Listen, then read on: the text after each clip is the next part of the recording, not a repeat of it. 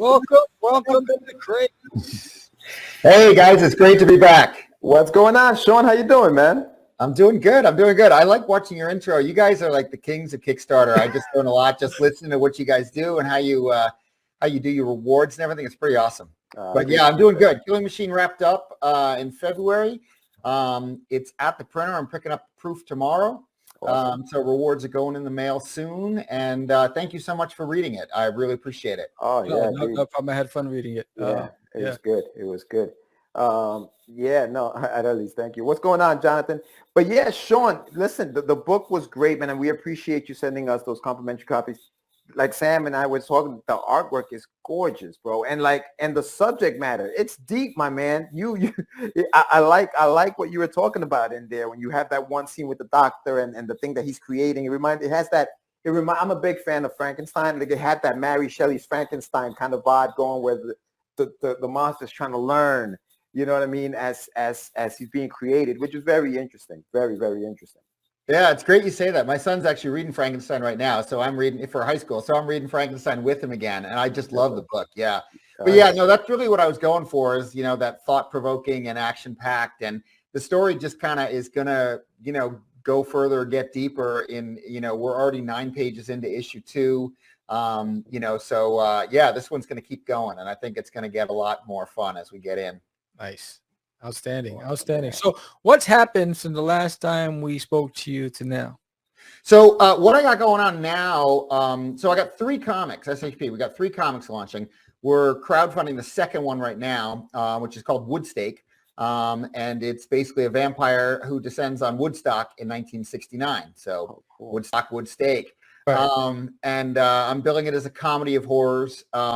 I have got I've been working with a really great young Brazilian artist, a guy named Felipe Kroll. The style is completely different than Killing Machine. He does a lot of 3D modeling to sort of find his image, and then he paints, digitally paints. And so I'm sure we'll look at some stuff as it comes up. Now we're crowdfunding that one on Zoop. And just because you guys know when you're running several campaigns, it's hard, right? Like I had Killing Machine wrapping up. I still haven't fulfilled Killing Machine, so I can't start another Kickstarter. So tried to slip this one in on Zoop and see how it's going. And it's not doing as well as I would like. I don't know if it's because, it's just a new platform. People don't know about it or, less familiar with it. In a way, I thought a vampire at Woodstock would be an easier sell than the science fiction with the deep plot. But anyway, it's all good. Philippe's actually working on the last pages now. I'm going to get someone else to letter it. I got someone else to re-letter Killing Machine, and it made a big difference. Working with this guy he goes by the name SK, but his name is Stephen Koch. He's a creator, produces some great stuff. And he's just been an amazing letterer. So I think we're going to re-letter this one as well. But it'll be out in about 3 weeks. So why did you decide to go to Zoop, and then what are the benefits of being there, and what are the opposites of being there versus the other platforms that you used? Yeah, so I've only used Kickstarter and Zoop. I've got another one launching, a Kickstarter launching in May. So the 3rd comic book is called Erotic, EROTECH. And it's a comedy sort of in the vein of Silicon Valley about a startup company that makes sex robots. And so I wanted to keep that one on Kickstarter. And so I had no place to crowdfund the first issue of Woodstock Steak. Even I'm doing it. Woodstake on Killing Machine on Kickstarter. I had no place to fit it in. So I decided to try Zoop. Zoop is different, and it's interesting for creators. So they have 2 models. They have a 10% model and a 25% model, which meaning they take 10% or they take 25%. The 10% model, so unlike Kickstarter, you don't create your own, landing page or whatever. You sort of fill out a campaign form and they create the page for you. Add-ons are kept separate from your rewards. They try to keep the tiers simpler. And, beyond that, for the 10%, you're on your own. So they take more than Kickstarter for being on your own. At the 25% level, they do a lot more. They do more advertising. They're mostly driven by their email lists, is my understanding. And they also will do fulfillment. So, that's great in the sense of if you want to be hands off, it's a good place to run campaigns. They have had some campaigns that have done, really good money. I'm not sure to what degree we're just not finding our audience yet with Woodstake, and to what degree, people are less familiar. It's always hard to create a new account, give your credit card to someone new, all that kind of stuff. So, I don't want to speak badly of Zoop. They've been great guys. And I think it's definitely an alternative, and a lot of people are doing well over there. Yeah, I feel like Zoop has been like almost like a very well kept secret. It's almost been like it's an exclusive kind of group that goes on Zoop, and I don't think a lot of people know about it just yet. I think Kickstarter and Indiegogo was like the big monsters in the crowdfunding game. Although there's so many, there's GoFundMe, there's so many of them. Zoop is another one, and like you said, Shawn, sometimes people just don't want to give their information. I got to sign up to another thing. Sometimes, you know what I mean? It's a little tough. But you're doing. It's decent. It's not bad. It's you have decent. It's not bad. Yeah. No, it's this. okay. And the one thing I forgot to mention, and I'm sorry about the phone. It's either the machine's going to pick it up, or my wife's going to pick it up. But come on, somebody pick it up. But they only do comic books. Zoop is only comic book crowdfunding. So that's kind of interesting because it's just a niche for crazy people like us. If I can include myself, I'm slipping myself into the crazies there. Yeah, man, join us. It's always fun on this side. But Woodstake, it sounds like an incredible title. I really like the concept where you've kind of included both things. Is that an ongoing series? Tell us a little bit more about the story. I know you mentioned the premise of it, but go deeper into it. What are you expecting to do with the series? Yeah, so similar in a way. So I wrote this one up as a screenplay as well. So I've got, the full arc of the story here. And this one actually did pretty well at the Austin Film Festival. I went down and, was able to take the script around, talk to people. I had a staged reading of the first 5 pages with, some actors, which was fun. But yeah, it's the trick with this one is I got the idea, but then it's like, okay, yeah, it's a funny concept. And, there's a lot of possibilities for a vampire with a bunch of hippies, right? But I really wanted to ground it, make it a real story, with characters that you care about and that go the distance. So, this first issue, I'm planning it out to be 7 issues again. So, a full story over a number of issues. This issue is called The Road to Woodstock. And we start sort of in 1927 with the vampire's first appearance, because I have to explain, why is there a vampire in upstate New York, right? And, all the backstory so that when we get to Woodstock in 1969, that not only my hippie characters are established, but also there's a good sense of the vampire and his history and why he's there and all of that. So, but yeah, and my vampire is very much sort of a classic vampire. I've been using the tagline, classic vampires, classic rock, because I'm using... very much a Bram Stoker inspired vampire. So there's some shout outs to Bram Stoker in there, but I'm not messing with the vampire genre. I'm really just taking a classic vampire and throwing him in with a bunch of hippies. And, the other tagline I've got is, who doesn't want to see a vampire trip on LSD? So. No, it looks good. I love the cover, man. Was that painted by your artist, or did you get a different artist to paint that? Yeah, no, he did everything. So Wow. He painted the cover, and yeah, he's got a great style. I really think he might take off. Hopefully, he doesn't take off away from me before he finishes the series. Yeah, that's always. He's great. He's got a great look. Yeah. Yeah, no, it looks awesome. It looks awesome. So some of the perks that people can get if you go onto Zoop. I found that you go to zoop.gg. For those who are looking for zoop.com, you're not going to find it. Yeah, I can't. I lost my access. I would have to restart Chrome in order to pull the screen up. So if anybody wants to share the screen, I'll show it. Yeah. So what you call it? Let me see if I can share mine for you. Yeah, this is my first GG. I don't know what GG is. Yeah, it was I was like GG, okay, because I was looking for I was looking for zoop.com and. Nice. Should have warned you. So that's a trailer. This is a trailer that Philippe did. Do you mind if we play it? No, not at all. No, it's great. All right, let's see.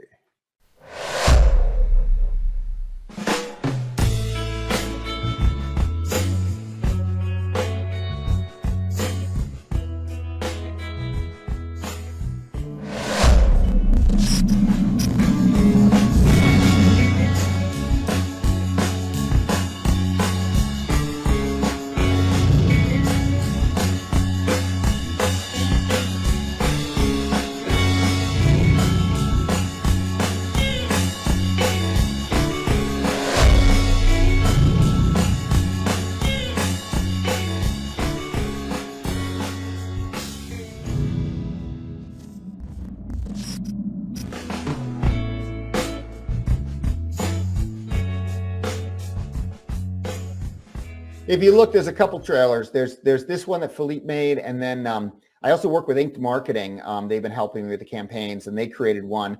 And they actually have a musician who did this soundtrack that's very much Jimi Hendrix. Like it's not Jimi Hendrix, but it sounds a lot like Hendrix.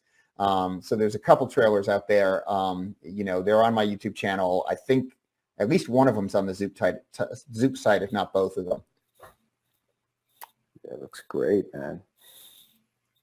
Yeah, so we're doing $8 for the print edition of Woodstake. We're doing $14 if you want to get the bundle with Killing Machine, $7 each.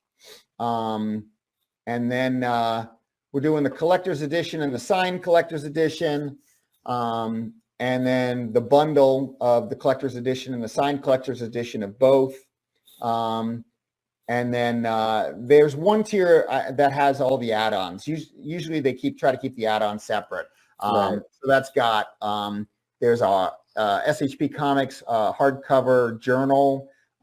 There's some stickers, there's some playing cards, and 6x9 poster of the cover. So all of this you get in this one bundle? You get both signed collector's editions of Woodstake and Killing Machine, and all 4 Woodstake add-ons. Oh yeah, that's great, dude. Awesome.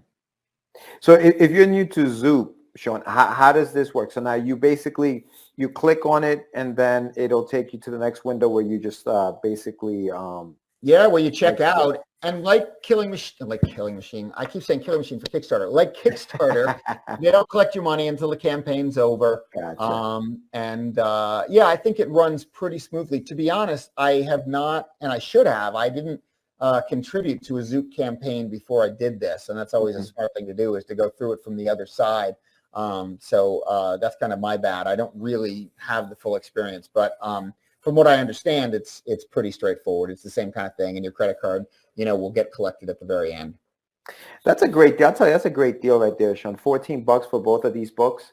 That's a really good deal. The print editions, Yeah, I was trying to keep things cheaper, and then the shipping cost, I only have to, one package, and it's 2 comics, and not much more than 1 comic. So I think the shipping charges are only like $6 or something. So I'm trying to keep it as affordable as possible. Yeah, and I will say the Killing Machine is 32 pages. Well, you know what I mean? Like there's a lot of it's a nice thick book, so you get a lot for your money as far as that goes. Woodstake, you're saying you're still finishing it up. How many pages is that? Same 32. So 28 interior and the 4 covers. Philippe is. We just went over the changes to like the last page he's working on today. So yeah, any chance you bring this into Kickstarter? Yeah. I think what we're going to do is after we run the campaign for Erotic in May, we'll probably do Woodstake issue 2 and Kickstarter at some point. Gotcha. Yeah, no, that's a good idea. Erotic, I love that name. So for those who don't know, Erotic is EROTECH, right? That's how you spell it. That's the play on those words.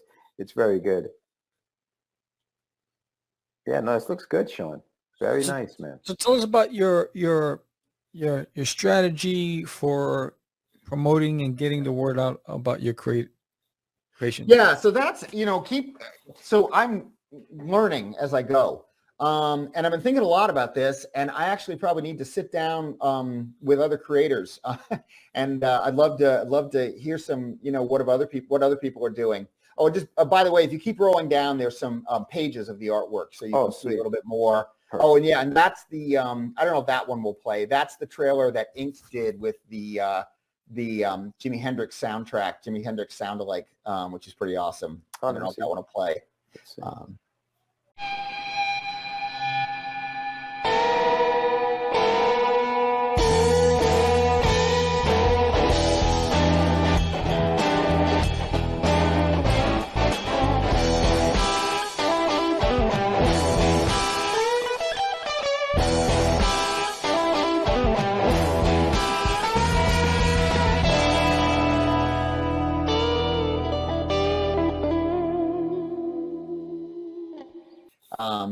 So that's having a little fun with that.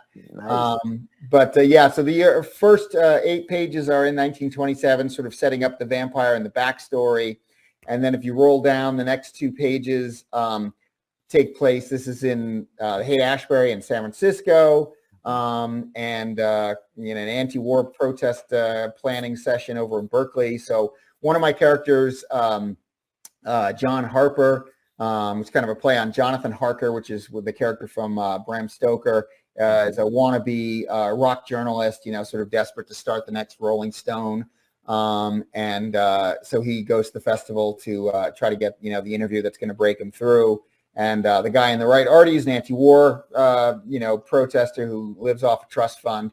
They're sort of long-term friends. But these are the two characters. And then if you scroll down one more, the third character, this is more vampire.